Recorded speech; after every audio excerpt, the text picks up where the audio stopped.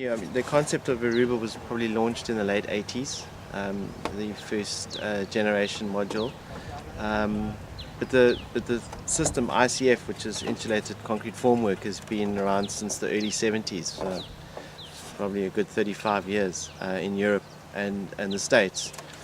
And in fact, in the States, it's become one of the most popular building methodologies, and even outperforming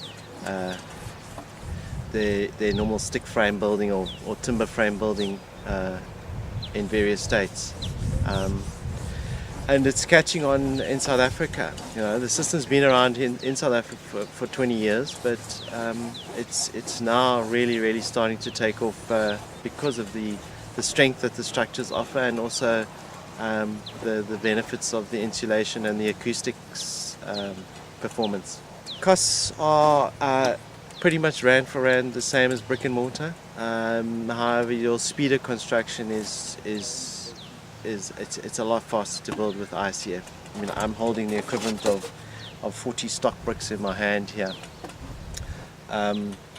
So you could imagine laying 40 bricks. I can lay this in a matter of seconds. So you know, you could imagine the speed of construction. Polystyrene is non-biodegradable. It's a very safe product. It doesn't affect, it doesn't release any poisonous gases or anything like that. It's a fire-resistant product. You know, they've got polystyrene has been around since for the 40s, 50s, and they've actually done research in Europe where they've dug up polystyrene that's been buried below the ground 50 years ago, and it hasn't deteriorated, not one iota. These structures actually outperform brick buildings in fire. We have a system whereby we insert wire ties into the sides of the walls, and the plaster hangs on those wire ties, and in the event of a fire, your polystyrene would melt, but your plaster would not delaminate from your structure. And it leaves you with a 30mm air gap, which actually protects your core from the heat of the flames. So these structures can survive even an intensive burnout, and obviously you lose your insulation, but the structures can be replastered. They don't have to be demolished as you would in a brick structure. You know, I think with rising energy costs, and people are now looking for alternatives.